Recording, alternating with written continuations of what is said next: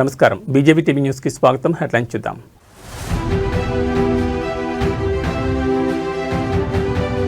సంజీవని ప్రాజెక్టులో పౌరుల digital health రికార్డులు, వైద్య ఆరోగ్య శాఖపై సచివాలయంలో సీఎం చంద్రబాబు సమీక్ష.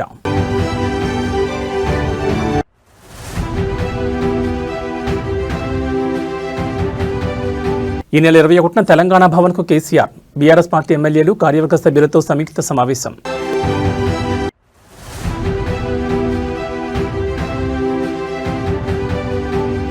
తెలంగాణలో బీజేపీలో కలకలం రేపిన లీకుల వ్యవహారం, ఎంపీలకు ప్రధాని మోడీ క్లాస్ తీసుకున్నారంటూ ప్రచారం.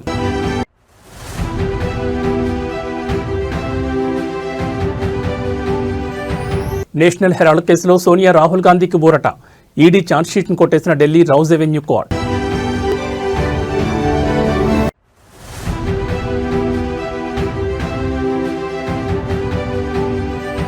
మెక్సికోలో ఘోర విమాన ప్రమాదం, 7 దుర్మరణం. ఇక డీటెయిల్స్ చూస్తే వైద్య ఆరోగ్య శాఖపై సచివాలయంలో ముఖ్యమంత్రి చంద్రబాబు సమీక్ష నిర్వహించారు. గేట్స్ ఫౌండేషన్తో కలిసి ప్రభుత్వం అమలు చేస్తున్న సంజీవని సహా వివిధ ప్రాజెక్టులపై ఉన్నతాధికారులతో రివ్యూ చేశారు. ప్రజారోగ్య మిషన్లో ప్రభుత్వం తీసుకొస్తున్న వివిధ నూతన విధానాలపై చర్చించారు. ఏపీలో మెరుగైన ప్రజారోగ్య నిర్వహణకు జాతీయ, అంతర్జాతీయ స్థాయిలో వైద్యారోగ్య రంగంలోని నిపుణులతో సంప్రదింపులు జరపాలని సూచించారు. వీడియో కాన్ఫరెన్స్ ద్వారా సమీక్షకు అత్యున్నత స్థాయి నిపుణుల సలహా బృందం హాజరైంది. ఈ సలహా బృందంలో యుఎన్ ఎయిడ్స్ ప్రతినిధి Peter point, WHO scientist Soumya Swaminathan, AIG chairman D Nageswara Reddy, Singapore ప్రతినిధి ప్రొఫెసర్ ఇక్ ఇంగ్ టియో, అర్తి Ahuja, Rizwan కోయిటా, Srikanth Nadamuni, Gagandeep Kong, Margaret Elizabeth, Nikhil Tandon, ఇతర వైద్య నిపుణులు పాల్గొన్నారు. అలాగే ఈ సమీక్షకు మంత్రి సత్యకుమార్ యాదవ్, వైద్య ఆరోగ్య శాఖ ఉన్నతాధికారులు, గేట్స్ ఫౌండేషన్ కంట్రీ డైరెక్టర్ అర్చనా వ్యాస్ తదితరులు హాజరయ్యారు.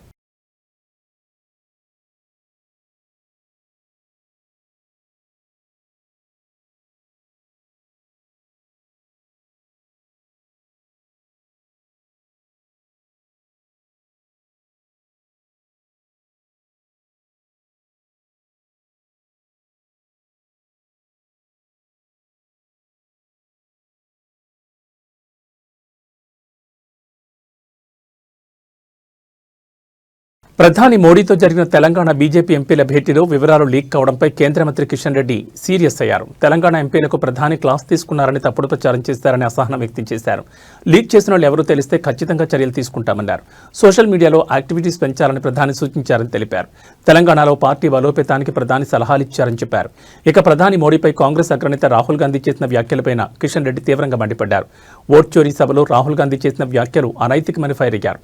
ప్రధానమంత్రి స్థాయిని తగ్గించే విధంగా మాట్లాడుతున్నారని ఆగ్రహం వ్యక్తం చేశారు. లోక్సభ ప్రతిపక్ష నేతగా రాహుల్ గాంధీ ఉండడం దేశానికి దురదృష్టకరమని విమర్శించారు. రాహుల్ గాంధీ ఏదైతే వ్యాఖ్యలు చేశారో అది నరేంద్ర మోడీ గారిని మాత్రమే విమర్శించడం కాదది దేశంలో ఉన్నటువంటి 140 కోట్ల మందిని విమర్శించినట్టు వారి యొక్క వ్యాఖ్యలు ఒక ప్రధానమంత్రి లాంటి వ్యక్తికి మరి ఈ రకంగా స్థాయి తగ్గించేటువంటి ప్రయత్నం, అనైతికంగా మాట్లాడేటువంటి ప్రయత్నం రాహుల్ గాంధీ చేస్తా ఉన్నారు. ఇది చాలా దురదృష్టకరము. ఈ మాత్రం ఏం మాట్లాడాలో, ఏ విషయాలు మాట్లాడాలో మరి అవగాహన రాహిత్యంతో, మరి దుందుడుకు విధానంతో మరి ఒక ప్రతిపక్ష నాయకుడు ఈ రకంగా మాట్లాడము, మరి ఈ రకమైనటువంటి కనీస అవగాహన లేనటువంటి వ్యక్తి ఈ దేశానికి ఒక ప్రతిపక్ష నాయకుడుగా రాహుల్ గాంధీ ఉండడము మన దురదృష్టకరమని చెప్పి సందర్భంగా భావిస్తా ఉన్నాను. ఈ నెల 19న జరగాల్సిన బీఆర్ఎస్ఎల్వి పార్టీ రాష్ట్ర కార్యవర్గ సంయుక్త సమావేశం వాయిదా పడింది. బీఆర్ఎస్ అధినేత కేసీఆర్ ఆదేశాల మేరకు డిసెంబర్ 21న ఈ సమావేశం నిర్వహించనున్నట్లు పార్టీ సీనియర్ నేత హరీష్ రావు వెల్లడించారు. ఈ నెల 19వ తేదీతో పార్లమెంట్ సమావేశాలు ముగియనున్న నేపథ్యంలో బీఆర్ఎస్ పార్లమెంట్ సభ్యులు కూడా ఈ సమావేశంలో పాల్గొనడం కోసం వాయిదా వేయడం జరిగింది. ఈ నెల 21న కేసీఆర్ అధ్యక్షతన తెలంగాణ భవన్ వేదికగా నిర్వహించే బీఆర్ఎస్ రాష్ట్ర కార్యవర్గ సమావేశంలో గౌరవ పార్లమెంట్ సభ్యులు, శాసనమండలి సభ్యులు, శాసనసభ్యులు పాల్గొనున్నారు.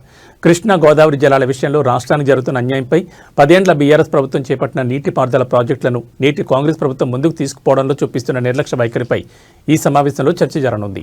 గోదావరి, కృష్ణా జలాలను కొల్లగొడుతున్న ఆంధ్రప్రదేశ్ రాష్ట్ర దోపిడీని అడ్డుకోవడంలో రాష్ట్ర కాంగ్రెస్ ప్రభుత్వం ఘోరంగా విఫలమైంది. ఈ క్రమంలో తెలంగాణ ప్రజల రైతాంగ సాగునీటి హక్కులను కాపాడుకోవడానికి మరో ప్రజా ఉద్యమం తప్పదని బీఆర్ఎస్ భావిస్తోంది.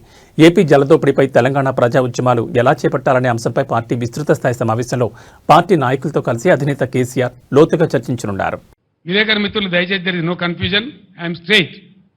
కాళేశ్వరం, అసలు కాళేశ్వరం గురించి, ఆ ప్రాజెక్టు గురించి వీళ్ళకు తోక తెలియదు, నా తొండం తెలియదు. ఇప్పుడు ఉన్నోనికి ఏమీ తెలియదు, ఇంటికి కూడా తెలియదు. కోపం వస్తుంది, బాధ కలుగుతాయి. ఏమైందండి దానిలో? మేడిగడ్డ బరాజులో దానికి 3 బరాజులు ఉన్నాయి, మేము కొత్తగా కట్టినాయి. సైడ్లో కూడా ఉన్నాయి, సైడ్లో వచ్చి కలిసేటువంటి రివర్లెట్స్ ఏవైతే ఉంటాయో వాటిని కూడా చాలా ఇసుకలనే కడతాం, వాటికి పిల్లర్స్ ఉంటాయి. మొత్తం ఆ రివర్లెట్స్ కోసం కట్టినటువంటి ఉపనదుల మీద కట్టినవి కానీ, మెయిన్ గోదావరి మీద కట్టినవి కానీ, అన్ని బ్యారేజీల మీద కలిపి 300 చిల్లర ఉంటాయి ఇది పిల్లర్స్. బ్రహ్మాండంగా 3 బ్యారేజీలలో కలిపి దాదాపు 200 చిల్లర గేట్లు ఉంటాయి. అంత పెద్ద పని అది. దాని తర్వాత ఒక్కొక్క పంప్ హౌస్ మొన్న వీళ్ళు ఒత్తిరు కదా, నంది మేడారంల వరద కాలువలో నీళ్ళు పోయడానికి. కాళేశ్వరం అయిపోయింది, మరి ఆ పంప్ ఎందుకు వచ్చినావు? మరి నేను అడుగుతా ఉన్నా, ఎట్లా వచ్చినాయి నీళ్ళు? మరి ఎందుకో వచ్చే కాళేశ్వరం లేనిదే వచ్చినాయా? మేమేం చేసినాం? మీలాగా లత్కోర పని చేయలే. మేము కడుతుంటే కాళేశ్వరం ప్రాజెక్టు కడతా ఉంటే 2 బ్యారేజీలు తెలంగాణ కాంగ్రెస్ నాయకుల యొక్క అసమర్థత వల్ల సమైక్య పాలకులు పెండింగ్లో పెట్టిన దశాబ్దాల తరబడి. ఇవి ఇక్కడ మిడ్మానర్ ప్రాజెక్టు అసంపూర్తిగా పెట్టిండ్రు, అక్కడ ఎల్లంపల్లి బారాజ్ అసంపూర్తిగా పెట్టిండ్రు. వాటిని మేము అగమేఘాల మీద కంప్లీట్ చేస్తూ ఉన్నాం. ఒక సీజన్లో మేము పనిచేస్తూ ఉంటే, కట్ట నింపుతూ ఉంటే, మాచారెడ్డి మండలంలో 25 సెంటీమీటర్ల వర్షం కురిసి పెద్ద వరద మానేరు వాగులు వచ్చేసి ఆ మిడ్మైనర్ కట్ట కొట్టుకొని పీకినారు. అది కట్టినోడు ఎవడండి? ఇలా అడ్డం పొడుగు మాట్లాడే కోమటిరెడ్డి వెంకటరెడ్డి మంత్రి, ఇలా మంత్రి. వాళ్ళ కంపెనీ, వాళ్ళ అమ్మ పేరు మీద ఉండే కంపెనీ వాళ్ళు కట్టిండ్రు. మేము మీ లెక్క చిల్లరగాల లెక్క వ్యవసాయం. మేము ఏమనుకున్నాం ఆ రోజు? మేఘాల మీద కాళేశ్వరం కంప్లీట్ కావాలి, రైతులకు నీళ్లు రావాలి, ఎంత తొందరగా వస్తే అంత మంచిది, మంచినీటి బాధ పోవాలి, సాగునీటి బాధ పోవాలి రాష్ట్రంలో అని ఆరాటపడ్డాం తప్ప మేము ఆనాడు కోమటిరెడ్డి కంపెనీ మీద కేసు పెట్టలే. మేము పెట్టకపోదుమా, అని జైలు లేకపోదుమా? మీ లెక్క చిల్లర కథ వాడానంటే. విద్యా ఐటీ శాఖ మంత్రి నారా లోకేష్ విశాఖ తెలుగుదేశం పార్టీ కార్యాలయంలో ప్రజాదర్బార్ నిర్వహించారు. వివిధ సమస్యలతో బాధపడుతున్న వారి నుంచి అర్జీలు స్వీకరించారు. విశాఖపట్నం కంచరపాలెంలోని ఓల్డ్ ఐటీఐలో ట్రైనింగ్ ఆఫీసర్గా పనిచేసి పదవి విరమణ పొందిన తనకు రిటైర్మెంట్ బెనిఫిట్స్ త్వరితగతిన అందజేసేలా చర్యలు తీసుకోవాలని లంకిరెడ్డి సతీశ్వరరెడ్డి మంత్రిని కోరారు. కోనసీమ జిల్లా ఐపోలవరం మండలం కుత్తెంతీవిలో తన 20 సెంట్ల భూమిని ఆక్రమించడంతో తీవ్ర ఇబ్బందులు ఎదుర్కొంటున్నారని, విచారించి తగిన న్యాయం చేయాలని గాలిదుర్గమ్మ విజ్ఞప్తి చేశారు. అనకాపల్లి జిల్లా రాంబెల్లి మండలం కృష్ణంపాలెం గ్రామ భూ నిర్వాసితుల సమస్యలు పరిష్కరించాలని బాధితులు మంత్రి లోకేష్ ని కలిసి విన్నవించారు. ఆయా వినతులను పరిశీలించి సమస్యల పరిష్కారం కోసం కృషి చేస్తామని లోకేష్ హామీ ఇచ్చారు.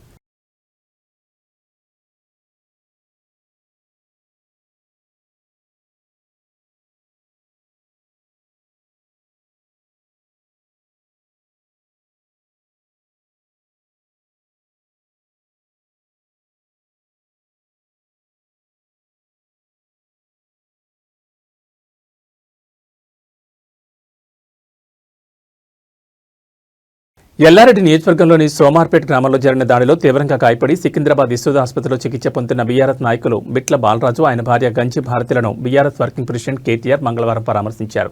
ఎల్లారెడ్డి నియోజకవర్గ మాజీ ఎమ్మెల్యే జాచాల సురేందర్తో కలిసి ఆసుపత్రికి వెళ్లిన కేటీఆర్ బాధితుల ఆరోగ్య పరిస్థితిని డాక్టర్లను అడిగి తెలుసుకున్నారు. అనంతరం ఆయన మీడియాతో మాట్లాడుతూ కాంగ్రెస్ గూండాల దాడిలో గాయపడ్డ గంజి భారతి పరిస్థితి అత్యంత విషమంగా ఉందని కేటీఆర్ ఆవేదన వ్యక్తం చేశారు. ఆమె పెల్విస్ ఎముకలు విరిగిపోయాయని, యూరినరీ బ్లోడర్ దెబ్బతిందని డాక్టర్లు తెలిపారు. ఆమెకు 3 శస్త్రచికిత్సలు చేయాల్సిందని, కనీసం 3 వారాల పాటు ఆసుపత్రిలోనే ఉండాల్సిన పరిస్థితి నెలకొందని ఆయన పేర్కొన్నారు. రాష్ట్రంలో పోలీసులు వ్యవహరిస్తున్న తీరు అత్యంత దారుణంగా, అమానవీయంగా ఉందని కేటీఆర్ ఆగ్రహం వ్యక్తం చేశారు. డీజీపీ నుండి కింది స్థాయి పోలీసు అధికారుల వరకు అందరికీ గుర్తు చేస్తున్నా, మీకు జీతాలు ఇస్తోంది ప్రజల సొమ్ముతోనే తప్ప రేవంత్ రెడ్డి ఇంట్లో సొమ్ముతోనో కాంగ్రెస్ పార్టీ సొమ్ముతోనో కాదు. ప్రజల ప్రాణాలు పోతుంటే రౌడీలు దాడులు చేస్తుంటే పోలీసులు చేష్టలుడికి చూడడం పద్ధతి కాదని హెచ్చరించారు. పోలీసులు నిశ్చేష్టులుగా వ్యవహరిస్తూ నిందితులపై చర్యలు తీసుకోకపోతే తాము కూడా తిరగబడాల్సి వస్తుందని కేటీఆర్ స్పష్టం చేశారు. ఇక దాడికి ప్రతిదాడే సమాధానం అనుకుంటే రాష్ట్రంలో శాంతి భద్రతల సమస్య తలెత్తుందని, అప్పుడు జరిగే పరిణామాలకు ప్రభుత్వమే బాధ్యత వహించాలని హెచ్చరించారు.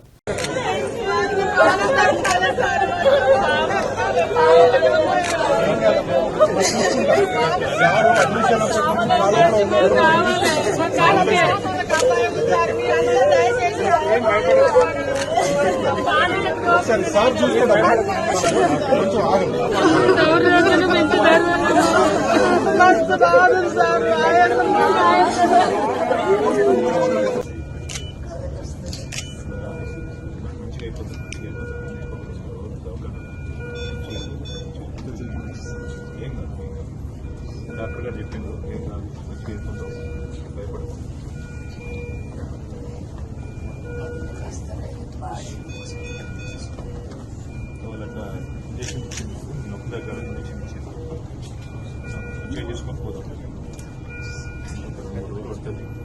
ఇంత క్రూరమైన కార్యక్రమం కాంగ్రెస్ పార్టీ నాయకులు చేసిన తర్వాత కూడా ఇవాళ ఇక్కడున్న ప్రభుత్వము ఇక్కడున్న పోలీసులు నిజంగా కూడా వారు వ్యవహరిస్తున్న తీరు అత్యంత దారుణం, అత్యంత అమానవీయం. నేను పోలీసు వాళ్ళకు గుర్తు చేస్తా ఉన్నా, ముఖ్యంగా డీజీపీ గారికి, అదేవిధంగా సీనియర్ అధికారులుగా ఉండే ఐపీఎస్ అధికారులకు నేను గుర్తు చేస్తా ఉన్నా. అట్లాగే పోలీస్ అధికారులు కింది స్థాయిలో ఉండేవాళ్ళు వాళ్ళకు కూడా నేను గుర్తు చేస్తా ఉన్నా. మీకు జీతం ఇస్తున్నది, మీకు జీతాలు ఇస్తున్నది ప్రజల సొమ్ముతో తప్ప కాంగ్రెస్ పార్టీ సొమ్మో రేవంత్ రెడ్డి ఇంట్లో సొత్తో మీకు జీతం ఇవ్వట్లేదు. ప్రజలు ఇచ్చే పైసలతోనే మీకు జీతాలు ఇస్తున్నది ప్రభుత్వం. కానీ ఈరోజు అదే ప్రజల ప్రాణాలు పోతుంటే, అదే ప్రజల ప్రాణాలు తీసే ప్రయత్నం కొంతమంది గూండాలు, రౌడీ. దాంతో పాటు నేను ఇంకొక మాట కూడా ఈ రాష్ట్ర ప్రభుత్వానికి, ముఖ్యంగా రాష్ట్రంలో ఉండే పోలీస్ యంత్రాంగానికి చెప్తా ఉన్నా, మళ్లీ చెప్తా ఉన్నా. మేము 2 ఏళ్లైంది ఈ ప్రభుత్వం వచ్చి. మొన్న నల్లగొండ జిల్లాలో ఏ రకంగా దుర్మార్గంగా ఈ ప్రభుత్వం, ఈ పార్టీ, కాంగ్రెస్ పార్టీ వ్యవహారం చేసిందో, మా మల్లయ్య యాదవ్ గారిని అక్కడ మర్డర్ చేసి మొదటి విడత పోలింగ్ కంటే ముందే మర్డర్ చేయడం జరిగింది. నల్లగొండ నియోజకవర్గంలో ఒక సోదరుడు, ఒక బీసీ సోదరుడు, ఆయన కూడా నామినేషన్ వేస్తే నామినేషన్ వేయొద్దని బెదిరించి, కొట్టి, ఆఖరికి కిడ్నాప్ చేసి ఆయనకు మూత్రం దాగిచ్చారు. అయినా కూడా ఇంతవరకు కేసు పెట్టలేదు అక్కడ ఉండే పోలీస్ యంత్రాంగం. ఈ రకమైన అరాచకాలు ఏవైతే ఇవాళ 10 ఏళ్ల బీఆర్ఎస్ ప్రభుత్వ హయాంలో జరిగిన అక్రమ ఫోన్ ట్యాపింగ్ 2 తెలుగు రాష్ట్రాల్లో పెను సంచలనం సృష్టించింది. ఈ కేసులో పలువురు సీనియర్ పోలీస్ అధికారులు ప్రధాన నిందితులుగా ఉన్నారు. ఈ క్రమంలోనే వివిధ పార్టీ రాజకీయ నాయకులు, సెలబ్రిటీల ఫోన్ ట్యాపింగ్ లో అత్యంత కీలకంగా వ్యవహరించిన నాటి మాజీ టాస్క్ ఫోర్స్ డీసీపీ రాధాకిషన్ రావుకు మరో బిగ్ షాక్ తగిలింది. హైదరాబాద్ నగర పరిధిలోని సనత్ నగర్ లో తమ ఫ్లాట్ ను బెదిరించి దౌర్జన్యంగా రాయించుకున్నారని రాధాకిషన్ రావుపై బాధితులు పోలీసులకు ఫిర్యాదు చేశారు. ఈ మేరకు ఆయనపై వచ్చిన అభియోగాలపై విచారణ చేపట్టిన సనత్ నగర్ పోలీసులు ఇవాళ కూకట్పల్లి కోర్టులో ఛార్జ్షీట్ దాఖలు చేశారు. కాగా ఫోన్ ట్యాపింగ్ సమాచారం ఆధారంగా రాజకీయ ఒత్తిడితో వ్యాపారవేత్తలు, సెలబ్రిటీల నుంచి భారీ మొత్తంలో వసూలు చేసినట్లు ఆరోపణలు ఎదుర్కొంటున్న రాధాకిషన్ రావుపై తాజాగా మరో ఛార్జ్షీట్ దాఖలవడం హాట్ టాపిక్ గా మారింది.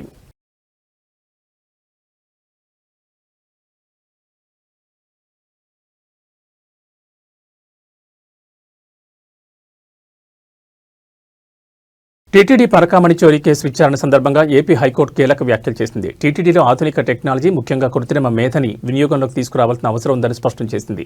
పరకామణిలో జరిగిన ఘటన సాధారణ దొంగతనం కంటే తీవ్రమైన నేరమని పేర్కొన్న న్యాయస్థానం ఇలాంటి తప్పిదాలు పునరావృతం కాకుండా కఠిన చర్యలు తీసుకోవాలని సూచించింది. టీటీడీలో అవుట్సోర్సింగ్ నియామకాలు సమంజసం కావని హైకోర్టు అభిప్రాయపడింది.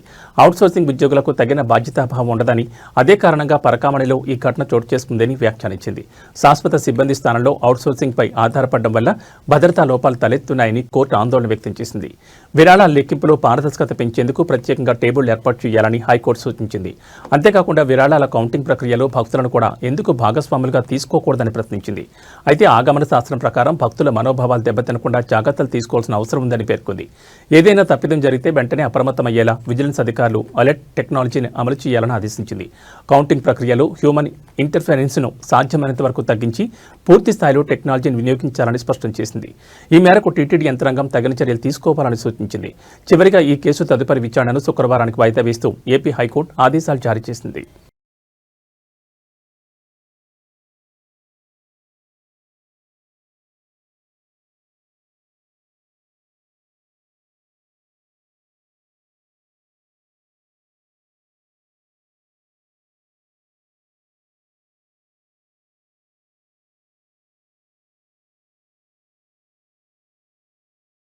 సర్పంచ్ ఎన్నికల్లో గెలిచేందుకు అభ్యర్థులు ఎంత దూరమైనా వెళుతున్నారు. ఎన్నికల్లో గెలిచేందుకు డబ్బు, మద్యం పంచడంతో పాటు తేడా వస్తే ప్రత్యర్థులపై దాడులకు సైతం పాల్పడుతున్నారు. ఇక తాజాగా నారాయణపేట జిల్లా మక్తల్ మండలం కార్వాచ్ గ్రామంలో వింత ఘటన చోటు చేసుకుంది. ఎన్నికల్లో గెలిచేందుకు తమ ఇంటి ముందు క్షుద్ర పూజలు చేశారని బీఆర్ఎస్ అభ్యర్థి వెంకటమ్మ ఆరోపించారు. ఇంటి ముందు తెల్ల ఆవాలు చనిపోయిన తర్వాత మృతదేహాలపై చల్లే స్ప్రే, మొలకెత్తిన గింజలు, ఇసుక చల్లారని చెప్పారు. తమ ఇంటి ముందే కాకుండా తమకు మద్దతు ఇస్తున్న వారి ఇంటి ముందు కూడా ఇలానే క్షుద్ర పూజలు చేస్తున్నారని ఆరోపించారు. ఏమైనా ఉంటే ప్రజాక్షేత్రంలో తేల్చుకోవాలని, కానీ ఇలాంటి పనులు చేయొద్దని అన్నారు. తమకేమైనా జరిగితే తమపై పోటీ చేసిన అభ్యర్థే బాధ్యత అని ఆగ్రహం వ్యక్తం చేశారు. ఇదిలా ఉంటే సోమవారం బ్యాలెట్ పేపర్కు క్షుద్ర పూజలు చేసిన ఘటన సైతం వైరల్ అయిన సంగతి తెలిసిందే. మక్తల్ మండలం కాచవర గ్రామం మాది. మా అభ్యర్థి నిలబెట్టిన వెంకటమ్మ గారిని మేము ఏదైనా సామరస్యకంగా ప్రజా తీర్పు మేరకు ఊర్లలో ఆల్రెడీ తిరిగి ప్రచారం అనేది జరుగుతుంది. నిన్న రాత్రి గుణంగా అందరం జరిగినాము. అయితే మా మీద ఎక్సున్న ఆకారం ఎవరైతే ఉన్నారో అవతల కాంగ్రెస్ వ్యక్తి వచ్చేసి ఇక్కడ మా ఇంటి ముందర దగ్గర తెల్ల ఆవాలు మొలకెత్తినవి, అవి ఇసుక, దాని తర్వాత దానిలో ఒకటి మామూలుగా చనిపోయిన వ్యక్తుల మీద చల్లే స్ప్రే బాటిల్, అవి దాని స్మెల్ వస్తుంది. మీరు కూడా మీడియా వాళ్ళు చూసండి. అది ఇక్కడ చల్లడం జరిగింది. మేము ఏమంటున్నామంటే ఏదైనా ప్రజా తీర్పు మేరకు చూసుకోవాలి తప్పితే ఈ విధంగా చేసి ఈ విధంగా లొంగబాటు కాదు. ఇదంతా చేయడం ఏంటంటే మా ఫ్యామిలీకి ఇతర తర్వాత రేపు ఏం జరిగినా గానీ మా ఫ్యామిలీ పూర్తిగా బాధ్యత వాళ్ళే ఉండాలి. ఏమన్నా ప్రజా తీర్పు మేరకే ఉండాలి. ఇక్కడనే కాదు, ఎవరైతే మేము ఎక్కడైతే తిరుగుతున్నామో ఆ వ్యక్తుల మీద మొత్తం జరుగుతుంది. రాత్రి 11 నుంచి 12 గంటల ప్రాంతంలో ఇది జరిగింది. ఇక్కడ మా ఇంటి ముందర ఆల్రెడీ జరిగింది. ఇక్కడ నుంచి ముందర ఒక మా ఇంటికి 100 మీటర్ల డిస్టెన్స్ లో అక్కడ కూడా జరిగింది. స్కూల్ పోలింగ్ బూత్ దగ్గరికి ఎక్కడ వెళ్తున్నామో ఆ బాటకు ఎదురుగానే వేసింది అనమాట. అంటే ఆ దాన్ని దాటి వెళ్ళాలి మనం. యాక్చువల్ గా మీరు కూడా అక్కడికి వెళ్ళి చూసుకోవచ్చు. ఇది ప్రజా తీర్పు 5 సంవత్సరాలు ఉండొచ్చు. అది సామరస్యకంగా ఈ విధంగా ఒకరికి చేసుకొని ఈ విధంగా చేసుకోవచ్చు. రేపు ఏం జరిగినా మా ఫ్యామిలీకి మాకు కానీ ఏమైనా జరిగినా కానీ పూర్తి బాధ్యత వాళ్ళదే వహించాలి. ఈ రోజు ఇంత చదువుతున్న కాలంలో కూడా వాళ్ళు ఇంకా మూఢనమ్మకాలు అనేది కరెక్ట్ అనేది కాదని మేము చెప్తున్నాం. అది వచ్చి మా ఇంటి ముందర ఆవాలు పిల్లావాలు తెచ్చి చల్లిండు. అక్కడ అశోక్ వాళ్ళ ఇంటి దగ్గర చల్లిండు. ఇంకెక్కడెక్కడ చల్లిండో ఎక్కడెక్కడ. నేషనల్ హెరాల్డ్ మనీ లాండరింగ్ కేసులో కాంగ్రెస్ అగ్రనేతలు సోనియా గాంధీ, రాహుల్ గాంధీలకు తాత్కాలిక ఊరట లభించింది. ఈ కేసుకు సంబంధించి ఎన్ఫోర్స్మెంట్ డైరెక్టరేట్ దాఖలు చేసిన ఛార్జ్షీట్ను పరిగణలోకి తీసుకోవడానికి ఢిల్లీలోని రౌజ్ అవెన్యూ కోర్టు నిరాకరించింది.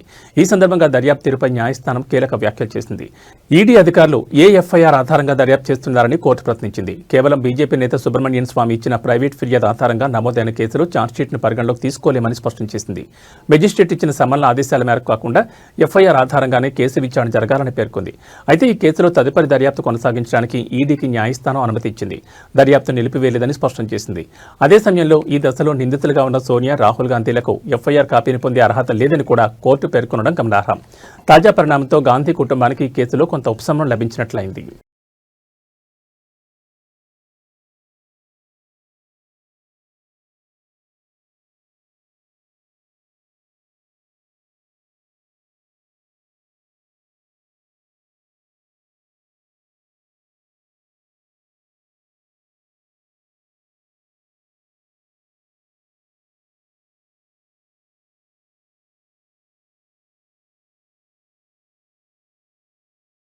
ఉత్తరప్రదేశ్లో ఇవాళ తెల్లవారుజామున జరిగిన ఘోర రోడ్డు ప్రమాదంలో మృతుల సంఖ్య 13కు చేరింది. ఢిల్లీ ఆగ్రా ఎక్స్ప్రెస్ రహదారిపై పొగమంచు కారణంగా 7 బస్సులు 3 కార్లు ఒకదాన్నొకటి ఢీకొన్నాయి. ఈ క్రమంలో మంటలు చెలరేగాయి. ఈ ప్రమాదంలో తొలుత 4 మృతి చెందినట్లు అధికారులు ప్రకటించగా క్రమంగా మృతుల సంఖ్య 13కు చేరింది. ఈ దుర్ఘటనలో పలువురికి గాయాలు కాగా వివిధ ఆసుపత్రుల్లో చికిత్స పొందుతున్నారు. ప్రమాదం జరిగిన ప్రాంతంలో పోలీసులు, ఫైర్ సిబ్బంది రెస్క్యూ ఆపరేషన్ ముగిసింది. ఈ సందర్భంగా మధుర రూరల్ ఎస్పీ సురేష్ చంద్ర రావత్ మాట్లాడుతూ ప్రమాదంలో డెడ్ బాడీలు పూర్తిగా కాలిపోవడంతో కుటుంబ సభ్యుల నుంచి శాంపిల్ స్వీకరించి DNA పరీక్షలు నిర్వహించనున్నారు. అనంతరం మృతదేహాలను గుర్తించి వారికి అప్పగించనున్నట్లుగా ఎస్పీ స్పష్టం చేశారు. 4 बस है, 4 1 2 3 तो पीछे, एक उधर है, 4 पैसेंजर निकल गए. देखो कितने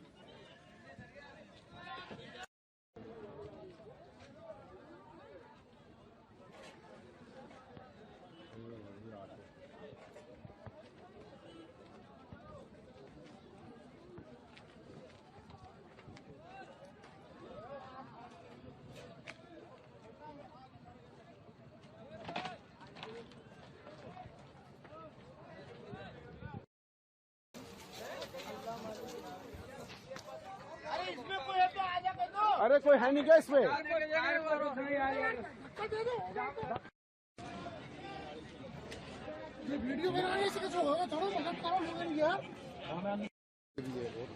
आगे भी हैं, आगे बच जाए यार, बाकी तो नुकसान टायर फटे लगे नहीं, फट गए टायर तो फटे थे अभी.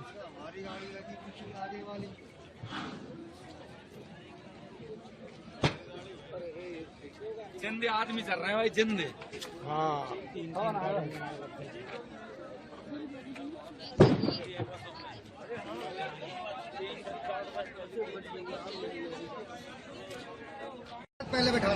क्या बात हो गई चौधरी साहब, क्या बात हो गई आगे? कितनी बसें होंगी लगभग? మెక్సికోలో ఘోర విమాన ప్రమాదం చోటు చేసుకుంది. అత్యవసర ల్యాండింగ్ చేసేందుకు ప్రయత్నిస్తూ ఓ ప్రైవేట్ విమానం కుప్పకూలిన ఘటనలో 7 దుర్మరణం పాలయ్యారు. ఈ విషయాన్ని Mexico state civil protection coordinator Adrian Hernandez అధికారికంగా ధృవీకరించారు. మెక్సికో సిటీకి పశ్చిమాన సుమారు 50 కిలోమీటర్ల దూరంలో ఉన్న టోలుకా ఎయిర్పోర్టుకు సమీపంలోని శాన్ మాటియో అటెంకో అనే పారిశ్రామిక ప్రాంతంలో ఈ దుర్ఘటన జరిగింది. పసిఫిక్ తీరంలోని అకాపుల్కో నుంచి బయలుదేరిన ఈ విమానంలో 2 సిబ్బంది 8 మంది ప్రయాణికులు ఉన్నారు. ప్రమాదం జరిగిన చాలా గంటల తర్వాత కూడా 7 మృతదేహాలు మాత్రమే గుర్తించినట్లు అధికారులు తెలిపారు. సమీపంలోని సాకర్ మైదానంలో విమానాన్ని అత్యవసరంగా ల్యాండ్ చేసేందుకు పైలట్ ప్రయత్నించినట్టు తెలుస్తోంది. అయితే అదుపు తప్పిన విమానం ఓ వాణిజ్య భవనం పైకప్పును బలంగా ఢీకొట్టింది. దీంతో ఒక్కసారిగా భారీగా మంటలు చెలరేగాయి. ముందు జాగ్రత్త చర్యగా ప్రమాద స్థలం నుంచి సుమారు 130 మందిని ఖాళీ చేయించినట్లు శాన్ మార్టియో అటెంకో మేయర్ అనా మునిస్ వెల్లడించారు. ప్రమాదానికి గల కారణాలపై అధికారులు దర్యాప్తును ప్రారంభించారు.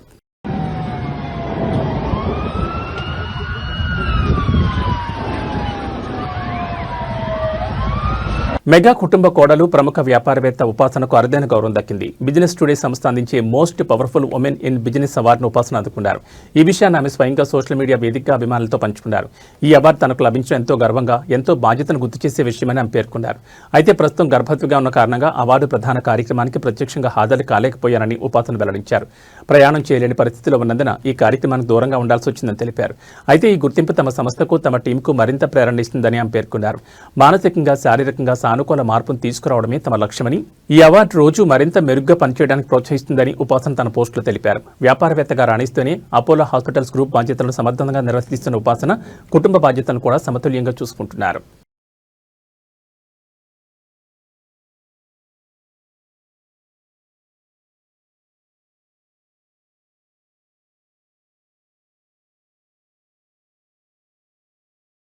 ఐపీఎల్ 2026 సీజన్ కోసం ఆటగాళ్ల మినీ వేలానికి రంగం సిద్ధమైంది. అబుదాబిలోని ఎతిహాద్ ఎరీనా వేదికగా ఈ రోజు మధ్యాహ్నం 2:30 గంటలకు ఈ వేలం ప్రారంభం కానుంది. మొత్తం 10 ఫ్రాంచైజీలు తమ జట్లలోని ఖాళీలను భర్తీ చేసుకునేందుకు పోటీ పడనున్నాయి. ఈసారి వేలం బరిలో మొత్తం 369 మంది ఆటగాళ్లున్నారు. Cameron Green, Venkatesh Iyer, Liam Livingstone వంటి స్టార్ ప్లేయర్లపై ఫ్రాంచైజీలు భారీ మొత్తాలు వెచ్చించే అవకాశం ఉందని విశ్లేషకులు అంచనా వేస్తున్నారు. ఇక 3 సార్లు ఛాంపియన్గా నిలిచిన కోల్కతా నైట్ రైడర్స్ అత్యధికంగా 64.3 కోట్ల పౌస్తో వేలంలోకి అడుగుపెడుతోంది. ఆ తర్వాత చెన్నై సూపర్ కింగ్స్ వద్ద 43.40 కోట్లున్నాయి. 10 ఫ్రాంచైజీలు కలిపి మొత్తం 77 స్లాట్లను భర్తీ చేయాల్సి ఉండగా వాటి వద్ద 237.55 కోట్లు అందుబాటులో ఉన్నాయి. సన్ రైజర్స్ హైదరాబాద్ 10 స్లాట్లను భర్తీ చేయాల్సి ఉండగా వారి వద్ద 25.50 కోట్ల పౌస్ ఉంది. మరోవైపు ముంబై ఇండియన్స్ అత్యల్పంగా కేవలం 2.75 కోట్ల పౌస్తో వేలంలో పాల్గొనుండడం గమనార్హం.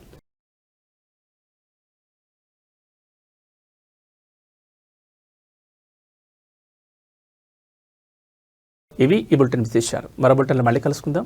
నమస్కారం.